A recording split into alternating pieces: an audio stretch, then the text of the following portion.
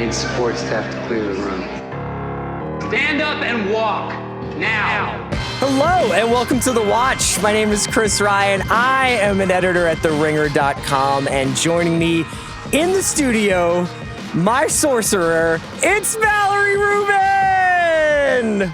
I thought for sure you'd open with a Landman reference. I really don't think that would be appropriate, Mal. Okay. Thank you so much for joining me in the studio today. No Andy today, but we are going to be talking Stranger Things. We are going to be talking our beloved Landman. It's so great to see you. Pal. I know that you guys always are really good about housekeeping on House of Art, where we can find you. I will just say that you can email The Watch at thewatch@spotify.com, and you can watch us on the Ringer-TV YouTube channel or on Spotify, where I hope you're listening to us. And please follow us and DM us at thewatchpod _ Instagram. I'm an admirer of the Instagram. Thanks. As you know, I'm a longtime fan and admirer of the pod. Yes. I think Andy's really working the refs on the Instagram stuff. We don't have to get into it. Interesting. I think he's just setting himself up for a lot of success. Okay. Do you think he understands the algorithm better than you do? He might. I think he has a much more a sublime experience on Instagram. I think he doesn't get tempted by Ponzi schemes. Unlike you. Yeah, life extension techniques. Sure.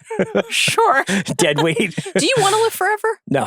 Yeah, you've never struck me as somebody who would be like honestly, tempted by you immortality. See where things are going? Do you? No, not particularly. I have recently been thinking about like how much longer do I have though. I'm thinking a lot about how much time is left to like read books and watch new shows versus rereading books I love and rewatching shows I love, etc. I think to myself, how many more times do I have to text my good friend Chris Ryan on Saturday afternoon and say X number of hours and X number of minutes left until Landman? It's funny that this is, I brought you on specifically because I wanted to talk about Stranger Things with somebody, but I can tell I've never seen someone more excited to talk about Allie Larder giving Roadhead than you. It's why I'm here. It's why I'm here. Even though Joanna and I over on House of R have spent months revisiting Stranger Things. We have done a deep dive into the first 2 episodes of season 5. They're available for you to listen to now. Yeah. Watch. We'll be deep diving into episodes 3 and 4 tomorrow. And I apologize to Joe if I'm about to get dibs on any of your early takes here. The reason I mentioned that is, in addition to, I hope everyone checks out those episodes, is because I have to be honest, when you texted me yesterday and said, would you join me for the watch? You thought it was going to be Landman. It didn't occur to me that I was talking about Stranger Things, even though obviously that's like a zeitgeist animating rare bit of monoculture. And of course, that's what you wanted to talk about. I just assumed it was exclusively to catch up on Landman. Like 3 times, and he just is like very good about being like, I'm not current with that show. And I kept being like, maybe your daughters will like to watch it. And he's like, maybe they won't. Yeah. Okay. Well, everyone's missing out. Yes. Well, everyone's missing out. Not us, though. Not a lot of people missed out because it was a huge thing. I think when I wanted to start here, which was that, you made the joke kind of about it being a monoculture experience. It's something that we eulogize a lot on this show. I know that you guys talk about it a lot on your shows.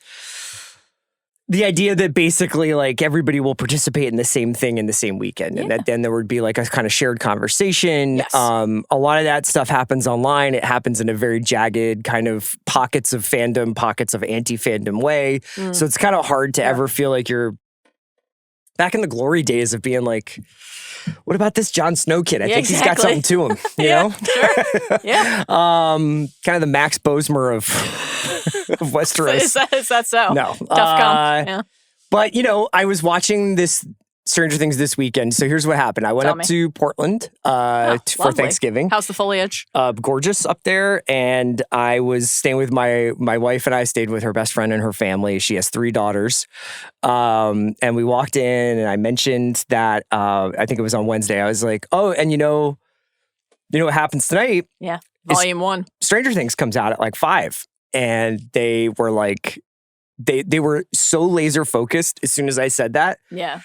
That they were just like, what time can we start Stranger Things? What time can we start Stranger Things? But does this imply that you broke the news to them? I think it's like indicated. It's indicative of the like both the passion with which like they think about the show, but also like most people in the world are not looking at a countdown clock for when it goes up, I think. Right. And this is one of the things, of course, about like airing your show in a non-weekly capacity. You don't have that we're looking Thursday forward at 8 to p.m. gathering. Yeah, Thursday at 8 or Sunday at 6 or whatever. I think they tried with this, but even with this. 8 episodes with a 3-volume drop is as close to weekly as we're going to get, though all 3 of these drops are, of course, over the holidays, which I wanted to ask you if you thought that dampened the sense actually of a shared conversation, simply because on the one hand, it's like more opportunity to immediately binge 4.5 hours of Stranger Things for Volume 1 because you don't have to go to work the next day.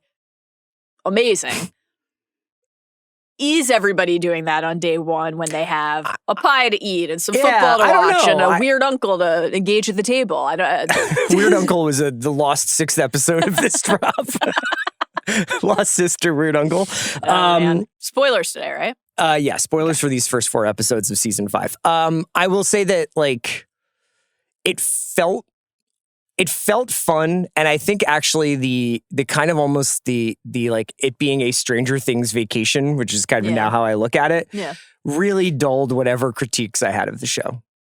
Do you know what I mean? Because it's just so fun. Yeah, but like I got the experience of watching it with a 10-year-old who's like stopping every 5 minutes to be like, is Steve going to be okay? And then a 15-year-old who's like, so they have offices in the Upside Down now? They built a whole base. Yeah. Dr. K got that base up in a hurry. And so it was fun to like engage with their brains about it. That's awesome. And it was fun. Like every time we would stop, like the younger one would be like, Chris, we're going to start it again. So did you end up binging them all in a row?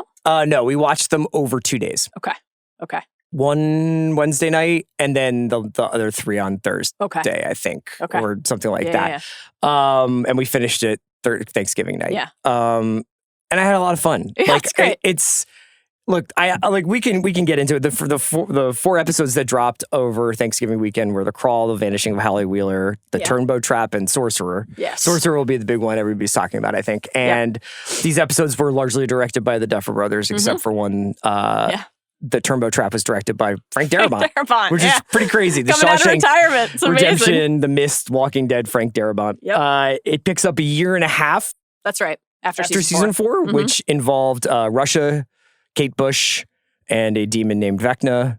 Wow. And, well, he has many names. Are you going to go with Vecna? Are you going to go with one? You're going to go with Henry? Of course, this has become a running joke on the show. Too many names. I think we could add more, you know? What do you want to throw out there? Well, Mr. Whatsit is now another one that he's grabbed. Are you a big Wrinkle in Time head? No, is that a Mr. Whatsit guy? Mrs. Whatsit is a Wrinkle in Time character, and Holly Wheeler has been holding a copy of A Wrinkle in Time throughout these episodes. She talks about Camazotz with Max. Again, full spoilers. Max is here in the Mind Palace. So Camazotz is a realm from A Wrinkle in Time. So there are a lot. I mean, Stranger Things is always not just engaged with, but actively courted, owned, worn on its sleeves. It's pop culture references and influences. I think there are, even by the standards of Stranger Things, a number of like really overt ones in these 4 episodes of season 5. I think that the Harry Potter comps are inescapable. To me, they have been since season 2, but they're just so present here with Will and Vecna in a way that I don't know if you have any interest in discussing with me, but I will be getting into that on House of R. But Wrinkle in Time is one that they're really putting out there and inviting us to think about. One of the subsequent episodes, not in this drop, is named after a Wrinkle in Time reference. So the Camazotz. Yes. Yeah, right. So that's on my mind. I've been revisiting the text, which I had completely basically forgotten every detail about. Just thinking about the words you just said. Tell me. Yeah.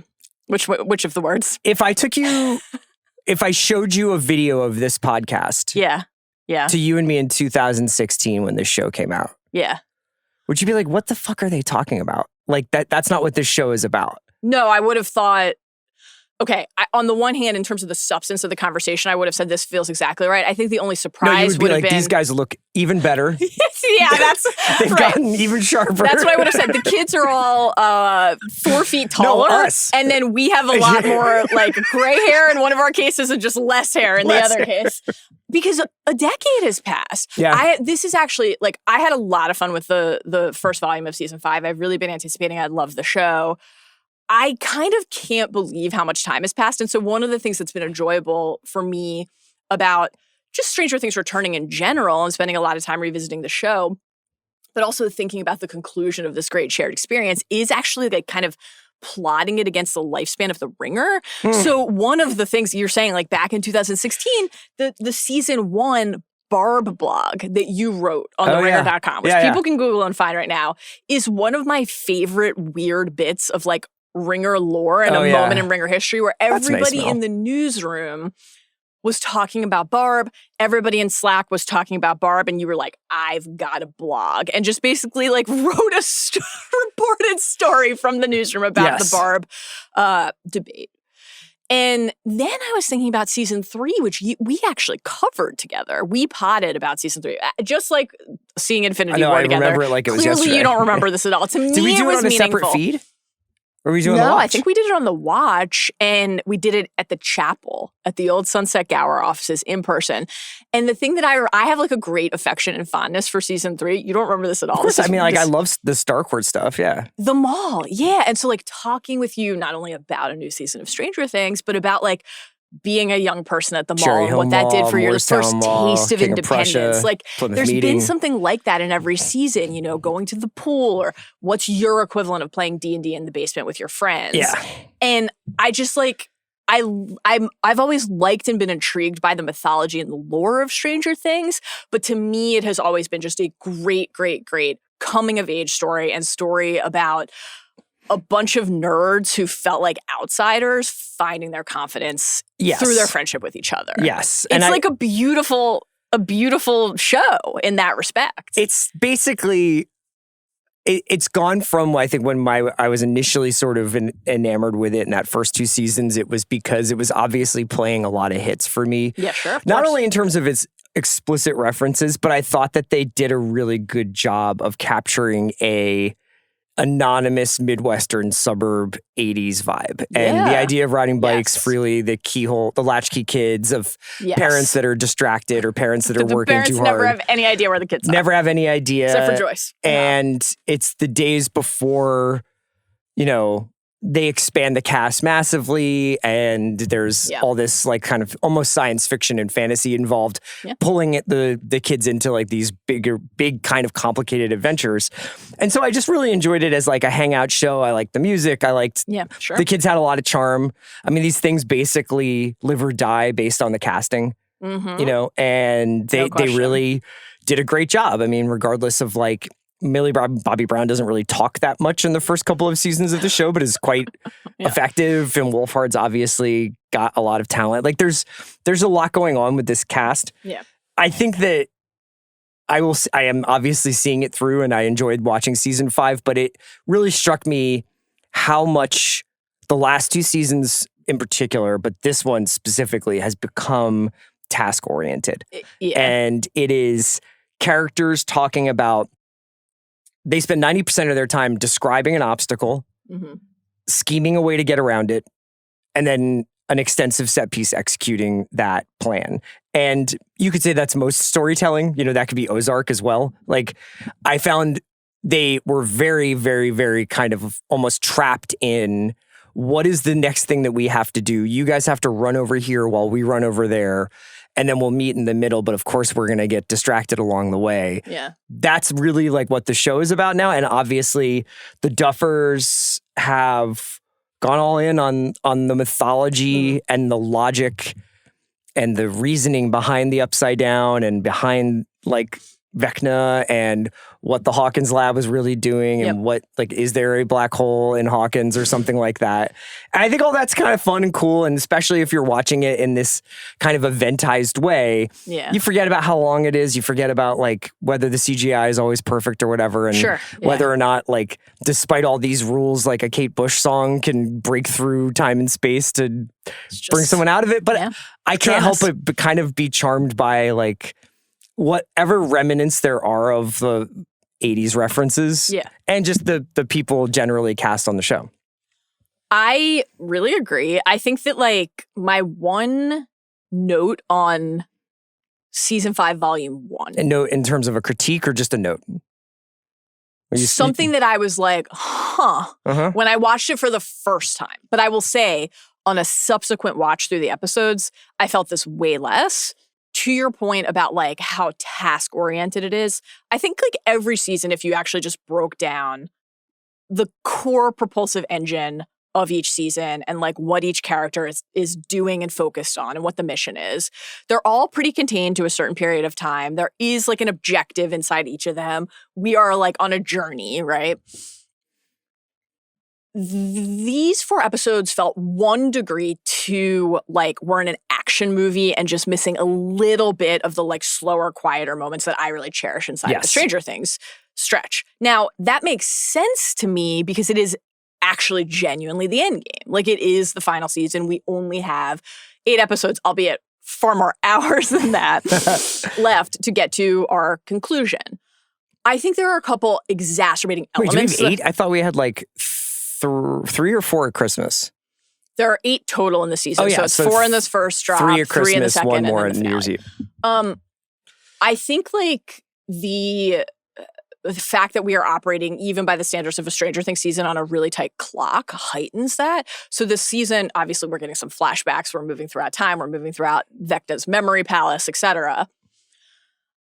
We start on November 3rd. We're marching clearly toward this anniversary, November 6th. The day that Will was taken in the Upside Down in season 1, that is the date we learned in season 4 that the Upside Down is frozen in time on that date, because Nancy, when they went back to the Wheelers' house in her room and looked at her diary, it's like the Upside Down is frozen in time. When Max is taking us and Holly through the memories, through Henry's memories, and we see like young Joyce, the kids in high school. Hopper's in it too, right? Well, and Hopper, we see and then Steve's young Joyce dad. is in the stage play. Like, I know that there's some like connection there, right? The play, Oklahoma, and it has the same date, November 6th. This key date that everything is orienting around, obviously crucial. But more germanely, in terms of just like how did these episodes feel, if the entire season potentially takes place inside of 3 days, it's gonna just have this really like we are definitionally on the clock feeling. And I think the last thing is just like, the characters they've all been working as a team throughout the entire series, but they're like all in the same place now. They're trapped inside Hawkins. They're in this quarantine zone. They can't get out. And so they're like, it's just a little bit less of the separate groups and separate places, which, like, to be clear, I think has not always worked well for the show. When 11 was off on her own in season 2, the balls of bringing 8 back this season is like astonishing to me. I kind of can't believe they did it, but I can. I respect it. Me too, actually. But you know, like the California crew in season 4, you know, Mike and Jonathan and Will and Argyle being separate, Elle, and then going to Nevada, et cetera. Like, that hasn't always been to the show's benefit. But I think when everybody is like, is your telemetry tag like within the right distance, we're that close together, there are fewer moments where it feels like we're pausing. When we do pause and you have like Mike talking to Holly about Holly the Heroic, or the conversations between Robin and Will about like identity and embracing who you are, those are just such lovely moments to me. And I'm like really excited to see how they find room to incorporate those moments in the final 4 episodes while we are so on the clock. Yeah, I mean, let's say this wasn't the final season. Yeah. Or let's say this had been more of it might be the final season, or after this, like everything is going to be different. Maybe there's different cast or whatever like that. The most compelling aspect of this season to me is definitely in the first 5 minutes when Maya Hawke is doing this really delightful DJ exposition dump.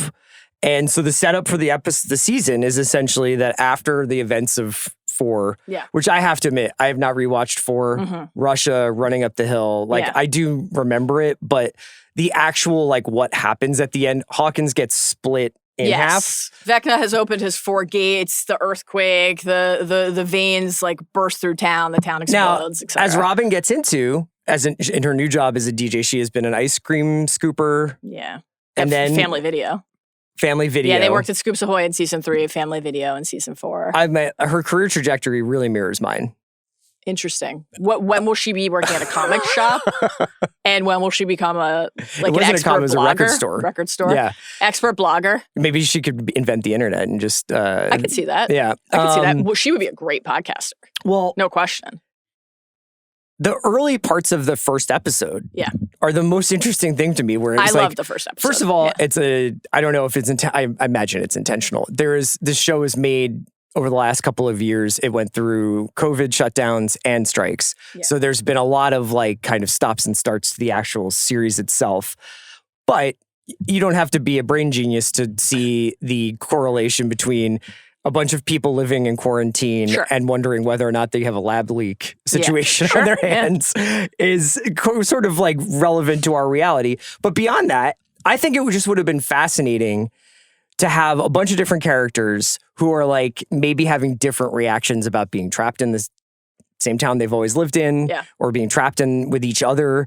What kind of jobs? How does the economy work? Like, how does like policing and all this stuff in the town work? Yeah. And instead, they've kind of settled on these are the Ghostbusters. Yeah. And they're just always on alert to go to war with a demon in a parallel dimension rather than, man, am I ever going to get out of this town? Or like kind of like some of the more universal themes that I think the show did much better in the first 3, but mostly the first 2 seasons. I'm anticipating that element returns to the fore in the back half of the season. I don't know. Like, are they ever going to stop having every episode has like a massive throwdown? I think, I don't know. I think one of the things Stranger Things has always done really well is like balance those elements. You know, season 3 is, I think, in some ways the least consequential season in terms of advancing the mythology. That was like the season of the flayed. Yeah.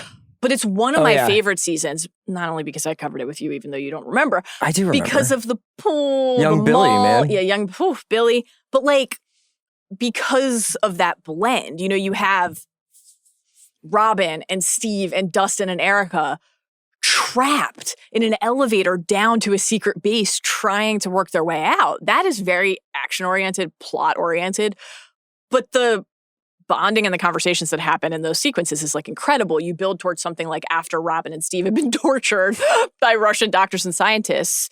That like incredible conversation that they have while still high on the floor of the bathroom, sneaking in and out of Back to the Future. Like, I think the show is expert actually, typically at maintaining that balance. So something like, okay, Nancy and Jonathan in season 4. Great fall t-shirt on Jonathan.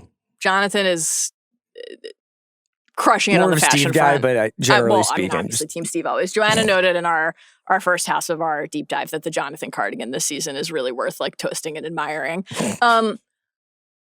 Nancy and Jonathan in season 4 were like kind of experiencing a little bit of a rupture in their relationship, the idea of where they would go to college, who was going to end up presenting whom. They had sort of worked themselves into the same point that they initially bonded over out in season 1 on the shooting range. Like, we don't want to end up like our parents. Sure. Now they're trapped, like you said, by the necessities and the realities of this quarantine in Hawkins. And so that conversation is on hold.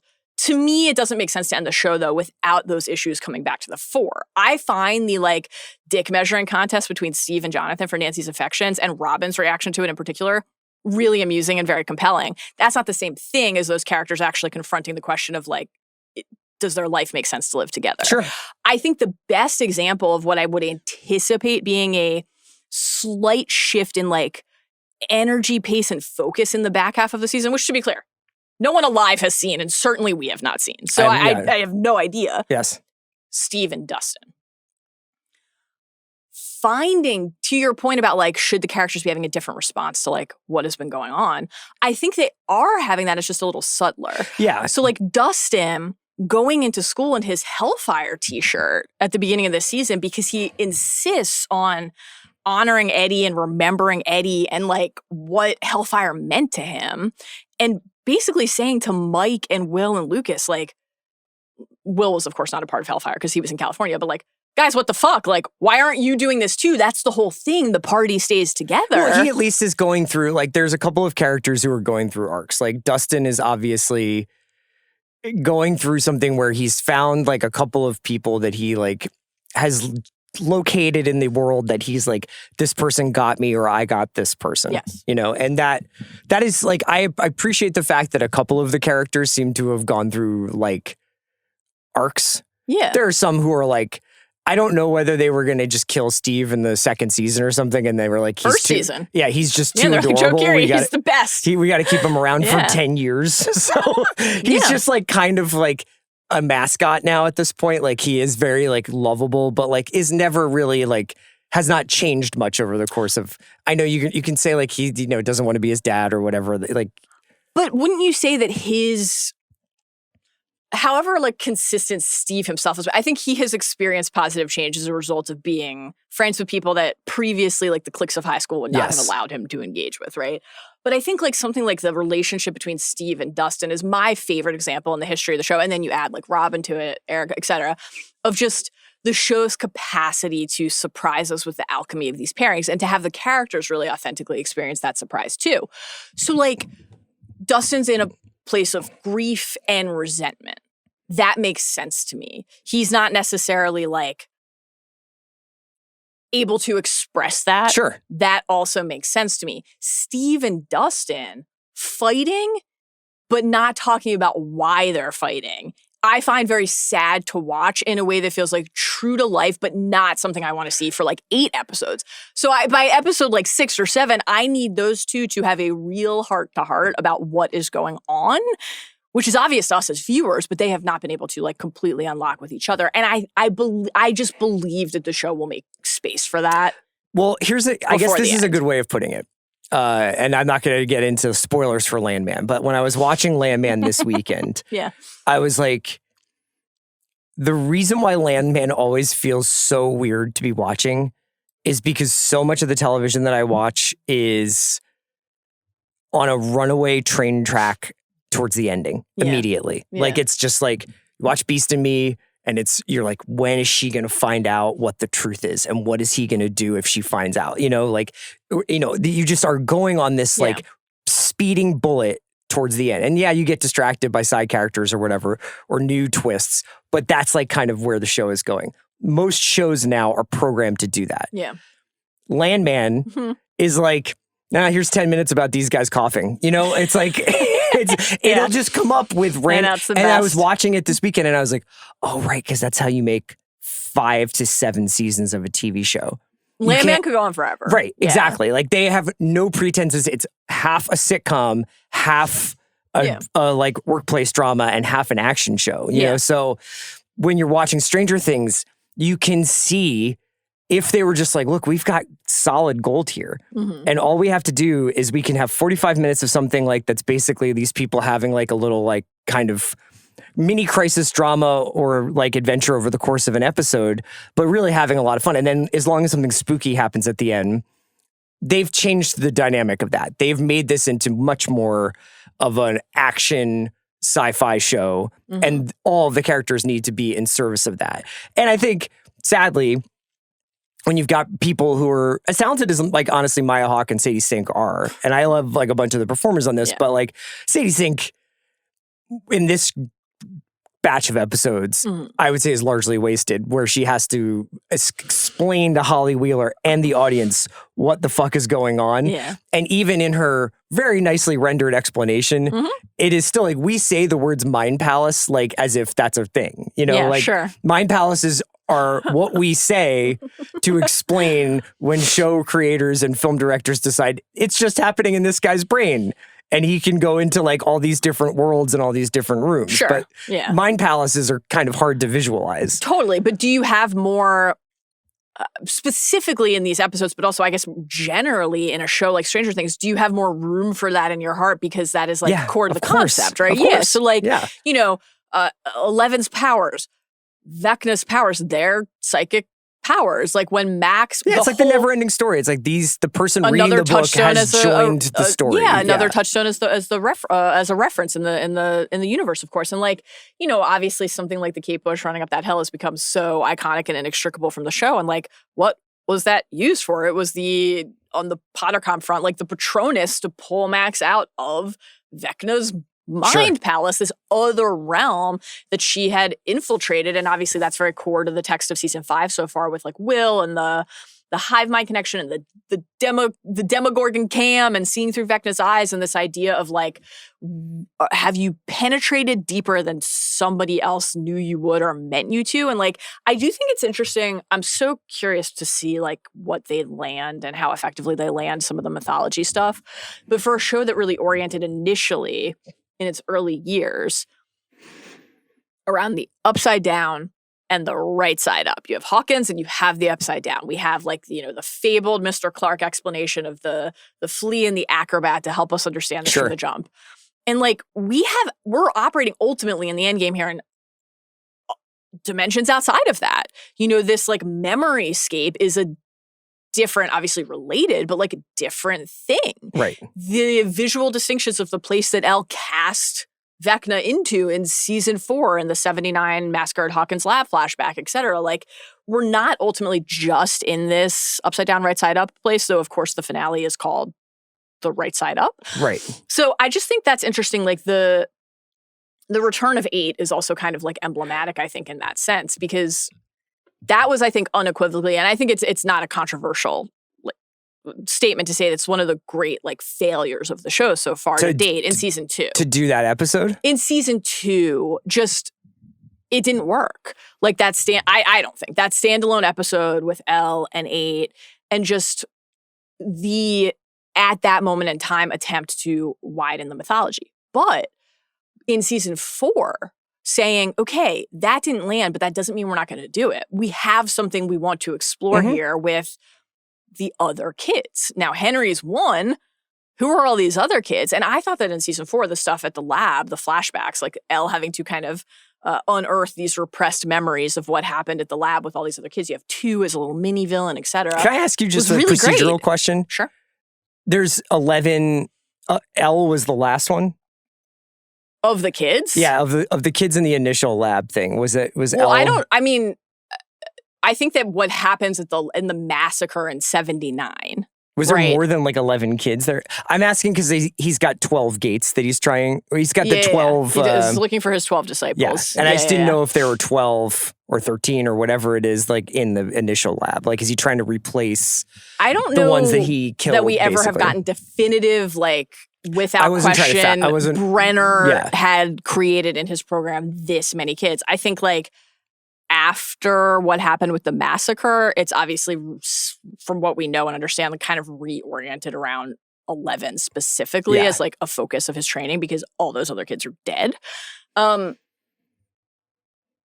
are you most interested in at this point? Like, do you care about all of the Vecna and Upside Down centric mythology, or are you like, I'm here for the Super 8 flashbacks to Will and Mike and Joyce and Will and Jonathan and Will and those relationships? Or is it a mix? I think I'm actually, there's a third thing that I'm interested in, which is the, like, their sort of, flirtation with, like, what did the government have to do with this? Yeah. Okay. And not like, I don't mean that. I don't mean that like I've been listening to too many podcasts. So I just think I think Linda Hamilton's cool. Obviously she's getting used to being in Stranger Things to some extent, but I'm curious about the idea that of like what is this Hawkins lab and what is like how does the government like take over a town and it's not like on CNN, you know what I mean? Or like, is there any attention being paid? Is the president involved? I am curious about that stuff, but like I think my concerns are a little bit more terrestrial. Yeah, okay. I feel like Vecna's taken a couple L's over the last couple of seasons, and he seems beatable. On a neutral field, he definitely seems beatable. No question. Did you like that he bulked up? It's bulking season for Vecna. He came out, the Duffers have said, this is like a Vader and Rogue One kind of entrance. Oh, at the end of the end of Sorcerer. He's got the kind of like spiky Groot tree shoulder pads. There's also very hard home. Well, he literally did the hard home, like Night King raising his army, no question. And I think a very Thronesian few episodes in general, because obviously the wall in the Upside Down, though we learned it as a circle thanks to Dustin's math. Steve was like, we don't need to see your work. I'm like, I would love to understand this better. I was never much of a math kid, honestly. The rock face that Max and Holly are in that Henry is afraid to won't go into, obviously a key moment in his past being alluded to there. Also just like a wall, like neither of these walls are made of ice, but they're very Thronesian. And then you had, the overt hard home reference. So that's very fun.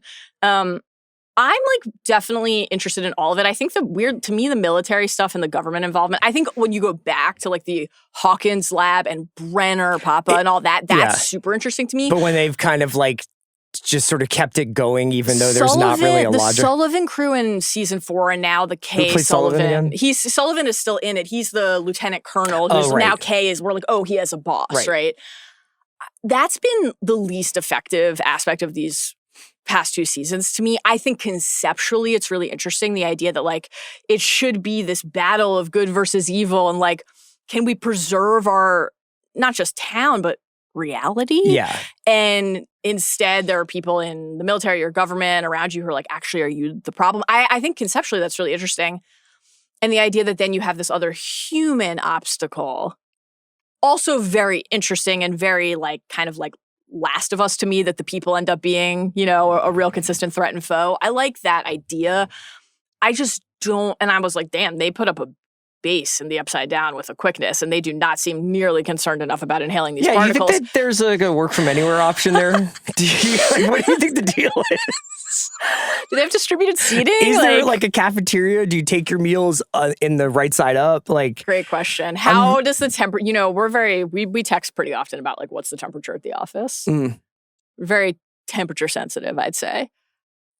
Given that the wall vine that chokes Hop, you know, we learn from Kay, like, and obviously fire has been a big part of controlling and sending pain waves through the hive mind. The heat, the impact of the heat, the impact of the cold. Is that bleeding into the rest of the workspace? Like that scientist who Elle and Hop accosted, and then Hop basically propped up as like a shadow dummy in the closet, and that guy just got annihilated by a spray of bullets. Tough day at work for him. Yeah, I was kind of going to ask you, like, there is a degree of like 80s action movie, like people just getting shredded by M16s in this season that I was like, I wonder if kids are like, because the kids I was with were like, they just killed all those scientists. It's funny. I thought that season 4 in that respect was like super violent, and that the horror ratcheted up just because we were seeing teenagers brutally murdered, like their bones snapped and their eyes crushed and their jaws dislocated and everything. Sorry, that Eddie's girl came Chrissy, over, that was very tough in season 4. In this season, like Vecna going like finger branch knives through every orifice in someone's face. I'm like, I would have nightmares for a really long time if I were a kid and I saw that. But then I was thinking back, and actually it was, this memory was helpfully sparked by seeing when Elle, you know, she times the first jump perfectly, right? The 7 seconds to the thunderclap. Oh, yeah. Mistimes the second jump. In her Josh Brolin outfit, yeah. Brolin, it's a fun mix of the Goonies, certainly some Rambo, and like obviously the Superman. A little bit of Red Dawn, yeah. Sure. Just like, all right, I mistime my jump. This guard in the watchtower knows I'm here. Sorry. Snap of the neck. Really took me back to 11 brutally murdering a number of assailants and opponents, but like Brenner's crew, who she just like eye bleeds at the end of the season 1 finale. I'm like, we've been casually killing people in Stranger Things from the jump. It's true.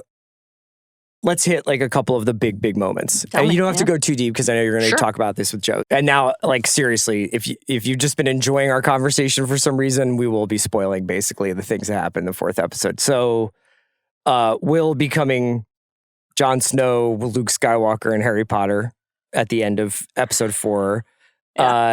When you saw that it was called Sorcerer, did you have a feeling he was the sorcerer? Oh. Like, do you have a feeling something was coming with Will? Yes. And I think like something that Joe and I talked about a lot in the run-up to season 4 was a real desire to see Will more centered in the story again. Like he's so crucial in seasons 1 and 2, and then really it just like kind of lost in the show. Like he's just like, you guys aren't my friends as much as I'd like you to be. But like I love that scene actually in season 3 when he and Mike have that fight in the rain. It's like you thought it would be like this forever, and was like, yeah, I did actually. And I really love that beautiful conversation between Will's reaction to the conversation with Mike in the Surfer Bros pizza van in season 4, and then Jonathan's conversation with him in season 4 is like lovely. The California like surfer stuff. Yeah. Argyle ruled. I still say Argyle ruled. So Will we got some lovely Will moments, but in terms of like how crucial he is to the core mechanics of the story, it just had shifted so far away from him in seasons 3 and 4. And so it felt really important to recalibrate that in season 5. I think the trailers made it clear that would be happening. His position even in like the poster made it clear that would be happening. So not surprised in that sense. I think that the conversation that Robin had with him about finding, like realizing and embracing that what you need is already inside of you. And then this is just like, I'm sure you're rolling your eyes. This could not be more my shit. I just like really love that. And I think specifically the idea of Will tapping into the hive mind and kind of accessing his powers that way. I will try to keep this part quick for your sake and your audiences, but like since season 2 on the Potter comp front, everything with Will in season 2, remember the idea of like the spy. I think there's quite a few Potter curious people listening to this. The idea of Will as the spy in season 2. Since season 2, I've been talking about this. Like, It just was so Harry Voldemort Horcrux. Right. Not even coded. Like, that's just what they were doing. Like, what happened in season 2 of Stranger Things was the Order of the Phoenix Department of Mysteries. Like, who's spying on who really, and what is this connection between you? Like, allow the villain to do. Everything with Max and the music is so Patronus coded. You don't know what a Patronus is? That's okay. You don't need to. I'm happy to tell you if you're interested. No, off mic. So this idea of like opening season 5, reminding us that Will was first. And that he's had like this like very physical, almost medical procedural connection to Vecna. This literal connection to the hive mind, in addition to this deeper, I think, emotional and like kind of like existential connection to Henry Creel and like why did Henry choose Will, which I assume we'll be spending a lot more time on in the back half of the season. There's such a like mark him as his equal, again, like Harry Voldemort comp. If you're interested in more of this, we'll be talking about this for a while on House of R tomorrow. And so this idea of like actually a power from that connection makes complete sense to me. I am curious to see what the balance is in the back half of the season then between Elle and Will and this fight, but I kind of love... Because obviously the nosebleed would suggest he has the same powers as Elle or whatever, he's like but he's kind of into like... the powers through the hive mind, right? Yeah, but yeah, the wipe of the blood from those, I thought a great touch, really great. Sure. The fact that like Elle is created in a lab, you know, Mike has this kind of setup speech to Will about like, but your powers are innate. Like you're a sorcerer, you're not a wizard. Yeah. And then Will and Robin has this message to him about what's inside of you. And then like the memories of, and obviously this is like, of course, especially in the Robin conversations, like deeply connected to Will's sexuality and Will discovering who he is and embracing who he is and like figuring out when he is ready to say that to the world, right? The idea that like, his friends and family, his mom, being in peril is when he taps into and unlocks that power, and that is actually really different from Eleven's power source. But still, like so much of Eleven's powers are connected to like parsing her mom's memory of what happened there. And getting in a bathtub. Got to get in that bathtub. You need the sensory deprivation. All the through line across the seasons of the conversations that Mike and Eleven have had, I'm like, am I the hero or the monster? Right? Yeah. Like, all of this feels very connected to me in a way that I think is really satisfying in the final season. So when I saw the word sorcerer, did I know it would be Will? I don't know that I thought about it that actively, but like, did I think for sure Will would have powers? I don't know. But this feels He wasn't just going to be like the chump at the back of the line being like, nobody's paying attention to me anymore. This feels right. This feels right.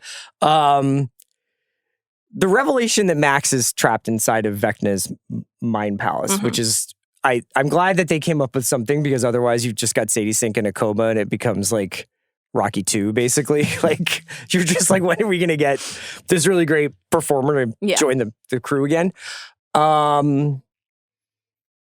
It was cool. Yeah. I don't know if I get it, you know? Yeah. And I'm curious to know what it is about the caves that Vecna can't go into and get scared off by. Yeah. But I thought her scenes with the performer playing Holly were, you know, sweet. And obviously a lot of like very fable-y, you know, Red Riding Hood kind of stuff going on. And that whole kind of setup of you live in this house and you can have any breakfast and anything you want, but don't go in the woods.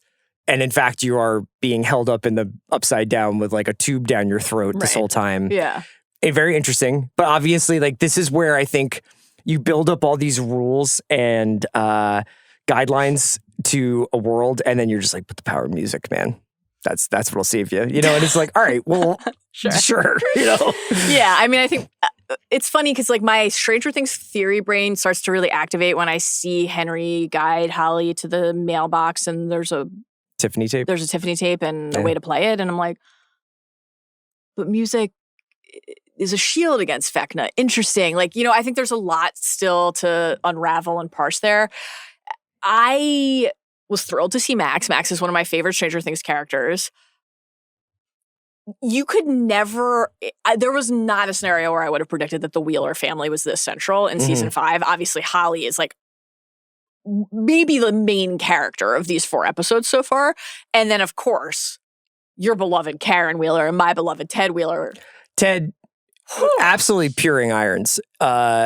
if you have that kind of yard. And he's playing, this is before like some of the new golf technology. You know what I mean? Like he's just absolutely Did you feel really seen? Striping it. He was like, I passed the bacon gets to him, it's gone. Right? He and Karen are having arguments. He's like, how many glasses of wine deep are you? Got to go relieve the stress out in the yard. Just get a couple strokes in. Really CR coded. But I think it's great. I think it's great that the Wheelers are this central because like every season of Stranger Things, there's some really new central focus. You know, we've got Max in season 2, obviously like Billy as well. Robin comes in season 3. Erica takes on a bigger role. Dipshit Eddie Derek in season 5. You know, we haven't talked about dipshit Derek not yet. A fan. I love him. You're not a fan? No, we did not need another character. But this is the perfect. Okay.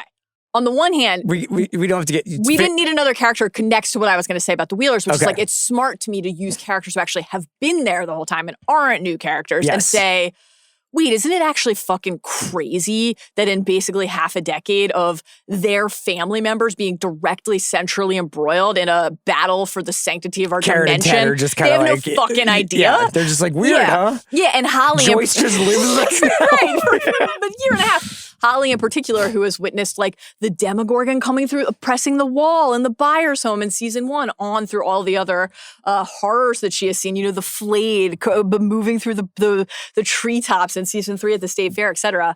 I like bringing them more to the fore. I'm glad there aren't a ton of new characters, but something like a Derek, the Derek thing is really working for me, first of all, because I think that kid is really funny and like, we need a little levity. So much of the levity in Stranger Things in the past has come from like Steve and Dustin, and they're both in a mood. They're in a funk. Well, we need some laughs. Definitely my favorite sequence of the season is the Great Escape stuff. Sure. Like is Robin explaining all the dick the Great jokes, Escape. Very good. And Tom, Dick, and Harry, the tunnels from Great Escape, and just like those guys doing the whole, like, we have to dig a tunnel, get these kids out. Yeah. This kid's doing guided meditation. It's great. That was very amusing. But I just was like, this is, we just like we need to be shrinking the roster and focusing on the people who matter rather than like calling up guys from the minors fair enough. In August here. Do you, on the shrinking the roster front, what do you want the death toll to be here? Like, do you think we need to see... Let me talk to you about this. Tell me. When Hop walked into the vault again and then didn't die again, are you like, what is going on? Wrath of Khan ending 15 times in this show. And I've talked about this a lot on various episodes about various things. This goes back to the first time I was really like able to articulate it to myself was the fake out death of Chewbacca in, was that Force Awakens or Rise of Skywalker? Rise of Skywalker. Yeah.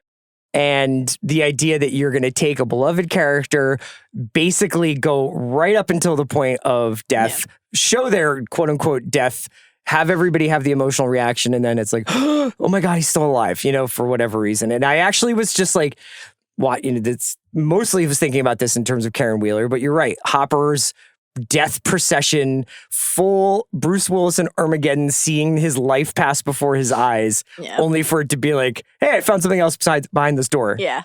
Was just like, you guys can't keep doing this. And then if you do kill him, it's, I don't know if they're giving themselves optionality or like what the deal is with this, but it is a note that I think they play a little too hard. Like Karen Wheeler was dead. That was like a full-on episode of The Pit. This is a 1980s hospital living under medical quarantine. Now, sure, they could get some military assistance in their trauma surgery. It's a really deep neck wound. But she has a fucking Demogorgon claw to the thoracic area of her shit. And she's dead. She was... The ability to just write, to carry on a complete conversation on a notepad. And where's Ted? Ted just got one gunshot. Yeah, I know. Nobody's checked on Ted. So anyway, what do you think of the, like, we're going to keep doing fake out deaths? I'm a little, like, I'm experiencing some conflicted feelings about it because on the one hand, I really love these characters and I, like, want them to be okay. I am not in general somebody who relates to the idea of like stakes in stories by thinking that can only mean death. I think there are a lot of ways that you can feel the stake. And I think Joe and I talked about this for a while, but the overt, like the Shire can be saved, but not for me, a conversation that Mike and Elle had on the rooftop just feels like it's definitely setting up, whether it's for 11 or other characters, the Frodo equivalent of like, I actually can't go home again.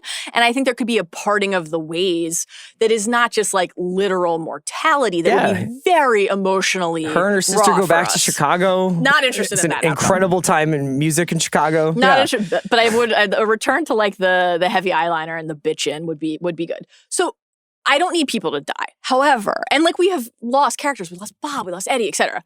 More than that, but like we've lost people. A lot of scientists. Many scientists in many a lab. The Hopper one got me because like... But that's like the third time it's happened with Hopper. The end of season 3, like we said goodbye to Hop. Now, immediately, and obviously time travel is a huge part of this show in general. They've been setting up massive time travel endgame stuff for many, many seasons. They're playing with it. Characters have said the words time travel out loud in these episodes so far. Like, some of that is we're going back in time through these memories, and maybe that's the format we'll take. Maybe there will be a more literal hour. Characters go back into this locked date of the Upside Down. None of that would surprise me. The end of season 3, when we thought Hopper died, and then we go through this like very fascinatingly edited sequence where we're moving in and out of time, and we're talking about time and Hop's letter. Elle is reading his letter, and I'm sobbing, I'm weeping, I'm so moved and sad.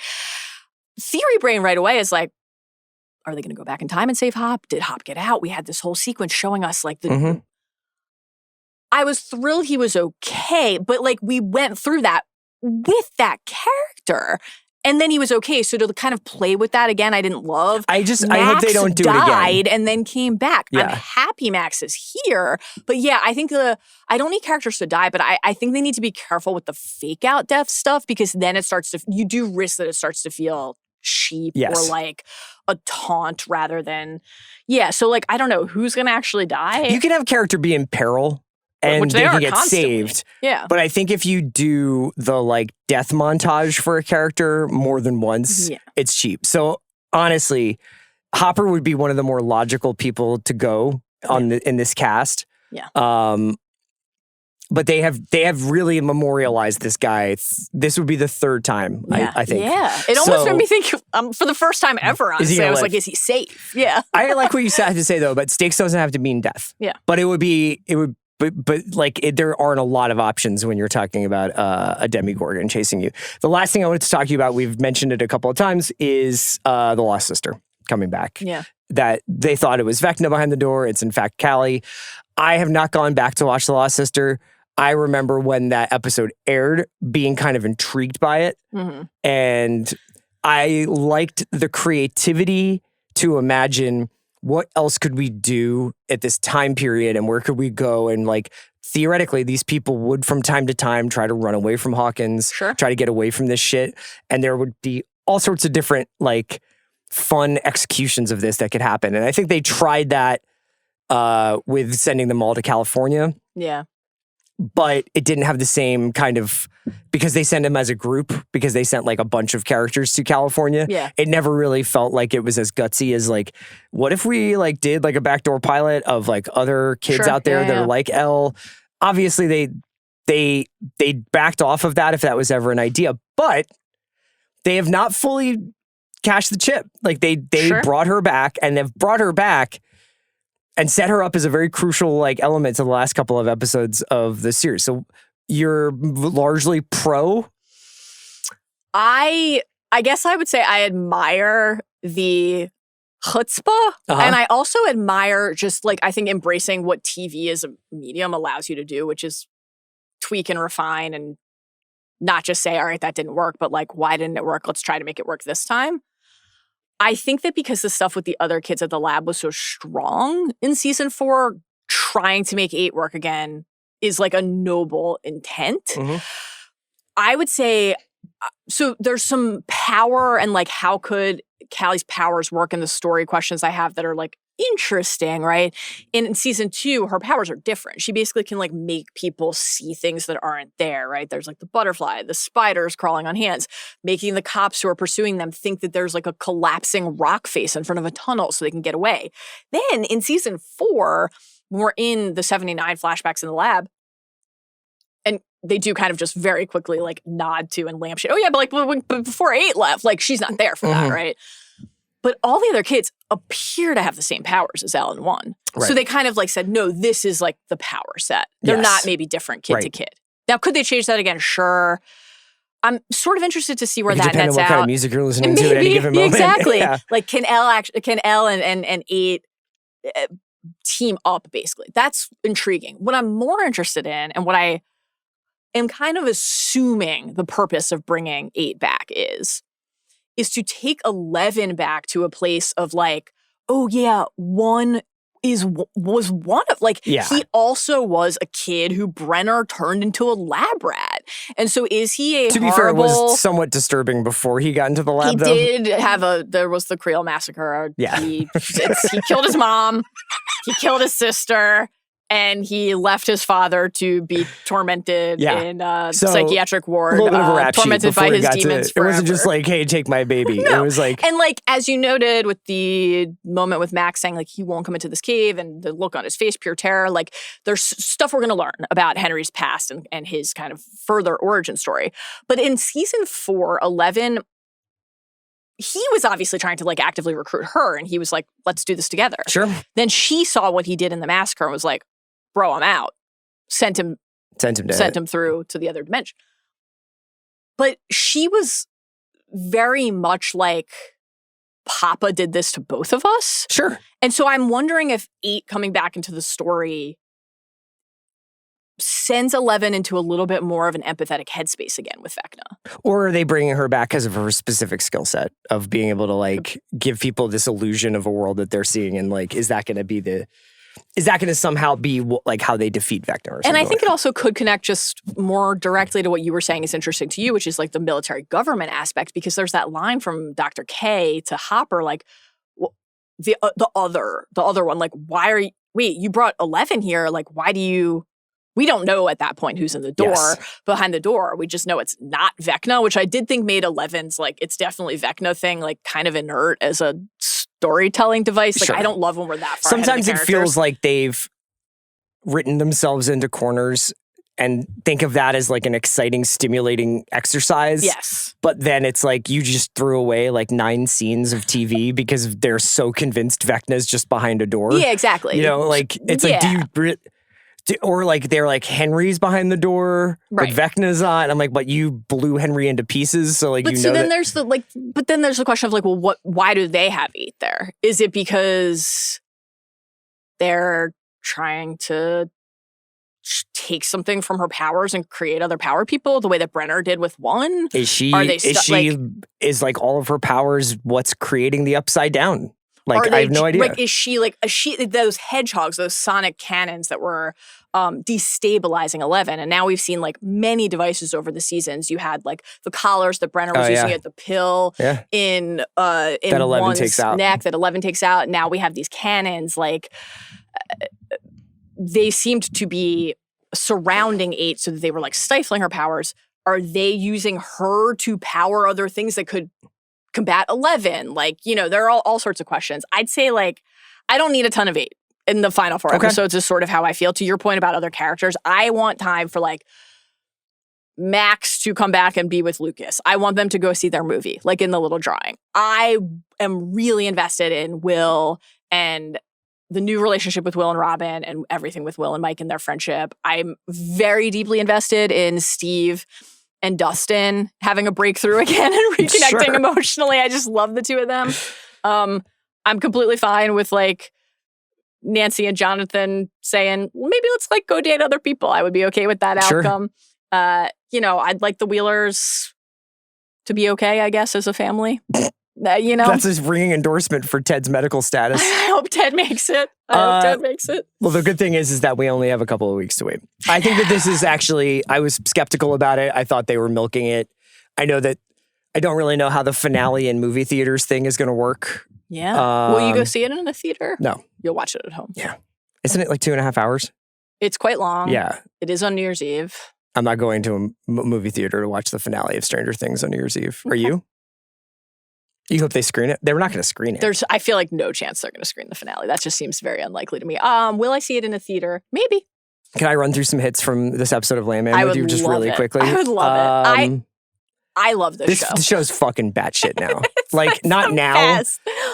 The tonal jumps in this was a very like kind of taut episode of television in some ways because the scenes don't run as mindlessly long as in the first episode where like the dinner is just 13 minutes and stuff. Mm-hmm. So you get these disparate elements. Yeah. Any one of which I guess are pretty interesting. I have to say, I love Allie Larder. I do think that it's absurd what her just blowing him like multiple times in this episode. All right. I don't agree. I'm not here to legislate or body shame. Of course not. Or sex shame anyone. I wouldn't expect you to.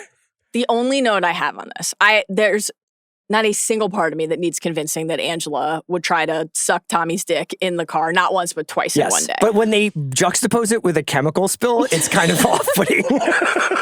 both in terms of taking the chemical spill seriously and any kind of horniness that you could get from Angela. To me, this is why the show is perfect. To go from an opening of like a bunch of wild boar and hunters have dropped dead from a toxic, noxious gas that over the course of the episode, Dale will sort of, but not really help us understand multiple times. I'm like, why are they telling Terrell he can't come down? The thing's not beeping I think because it's like... They said the gas is heavy, but like they're on the ground. Couldn't he just run to them and then they have cars and keys? Couldn't they just leave? Like waiting seems so much more perilous. Batshit. The only actual thing that didn't make sense to me in the entire episode, the only one, was it the cop who, when Angela was giving her citation, Tommy a blowjob, was like, I could give you a citation, but I won't. No, it wasn't that. It was that both times Tommy was like, what's up with all the teeth? And I'm sorry, Angela didn't get where she is by not knowing how to give a blowjob. I don't buy that at all. I don't really know if I have a comment on that. I think you probably do. What did she say in this episode? He's driving 80 miles per hour. It's Texas. There's basically no speed limit. Here's the thing that she says in this episode. Your job on this planet is to achieve the impossible. Mine is to properly motivate. That's why God created tits. Yeah, I noted that line as well. That woman knows how to give a blowjob. I thought this episode was so wonderfully entertaining, and it crystallized for me something that I already knew, but now am prepared to say out loud. Is Landman the best show on TV? Of course not. But is it the most entertaining? It is definitely for its runtime, because you just really don't know what you're going to get in any given scene. You know, and so the way that this episode ends, which I'll spoil this third episode of Landman for anybody who hasn't watched it, which is a seeming union of both financial resources, but also just like hearts between MTEX Oil, the Norris family, and Andy Garcia's cartel-funded investment fund or investment group, Danny Morell. And I'm like, I can't quite tell whether Taylor Sheridan's like, no, this guy is a good guy. The cartel accountant is like a decent dude or not. Like there is a moment where I'm like, when he's like, trust has to be earned or friendship has to be earned. I'm like, but like, he owns your family now. Like, what are you talking about? I thought that both of the really long, we're in the Gentleman's Club sequence with Danny Morell, Andy Garcia's character, the Cattleman's Club, and the initial scene where Tommy goes to his office because he's basically like, don't fuck over my son, right? I thought both of these scenes were just like breathtakingly magical. And Andy Garcia is Andy Garcia. He should definitely win an Emmy for this role. He's been on screen for 80 seconds now. Then give him 80 Emmys as far as I'm concerned, because each second is just resplendent. When Tommy initially walked in and Andy Garcia walked around the desk and shook his hand and introduced himself, I was like, wait, what is happening? Why do these characters, why are they acting like they don't know each other and didn't have this like life-altering moment Tommy in the was finale? Going to be killed by the cartel and Danny saves him. Intervened, which then it obviously turns out is to blackmail him. Is the whole point, right? It's not that they don't remember meeting. Of course, Tommy saw him on the paper and was like, oh no, I know who this guy is. It's from Danny Morell's perspective. Now we become new people to each other, right? Yeah. Calls him Thomas. I loved the way, the mindfuck of how he talked. To your point about like, wait, does Taylor Sheridan actually think he's like maybe a stand-up dude. Maybe. I loved the way that he talked to Tommy about Cooper, and it consistently was just like, do you think what's really going on here is that you're embarrassed that he identified a market inefficiency? He's Billy Bean, and you're fucking not? Yeah. Like, also, why can't you just be proud of your son? You're just like this hits homers. Yeah. All of that is incredible. And then, the moment at the end where he basically like makes the appeal, the pitch to Cammy, he's like, I invest in people, which of course is something that Tommy is not going to support and not going to want. Or is he eventually? Because they have this $400 million lawsuit. They've got to drill this offshore gas well. They can't find the money in general. Alan, just Friday afternoon happy hour. Where's Monty's money? They're actually like this whole, they took 60%, they can take over the lease. Dale tells us that the oil, it's fucking everywhere. It's at the pooling on the ground and the gas is everywhere. You should, Dale's line to Nate, I would probably just increase our wrongful death. That was great. Policy is incredible. The oil company stuff, the oil drilling stuff, I found the chemical spill scenes like gripping. I actually think Demi Moore is doing quite good work this season and would love her to get out of I have my glasses on and I'm reading emails and like out in the world a little bit more. What about just out on her back patio wailing on the slabs with the coyotes meeting her howls? It's basically like a pluribus episode. And the Norris, specifically the Norris male lineage is interesting to me. I love Allie Larder. Yeah. Angela is my favorite character. Ainsley and Angela are ridiculous creations. Do you care about Ariana's career as a bartender? I don't. I was... This is so Yellowstone, though, to be like, now the patch is a thing, and like the bartender of the patch is actually the greatest bartender of all time. This is exactly what I was That guy's been getting called an asshole for like Barney? Yeah. Is that his name? I was like, oh, he's just like kind of a rip? Yeah. Like a little bit. Yeah. He's just kind of rip. That was a real Yellowstone sequence. I agree. I am not invested in the slightest in Ariana. Yeah. So when she broke up with Cooper, even though I did not really allow myself to believe that meant the end of that storyline, I was content for it to be the end of that storyline. It does not seem that is the case, and that's okay. Are you invested in Rebecca's wellness journey and her ability to lift? I am definitely invested in Tommy, who takes more calls in his car than any person in the history of the world. All Tommy does is drive back and forth across. Actually, while we're here, I'm going to look up the drive. No talking for at least an hour after a botched blowjob. My head's so fucked up right now. And then Rebecca cuts in. I'm still on the phone. All right. How does Tommy not know to hang up that call? I guess he explains it right there. My head's so fucked up right now. Midland to Fort Worth is 4.5 hours. The way Tommy drives, call it 350.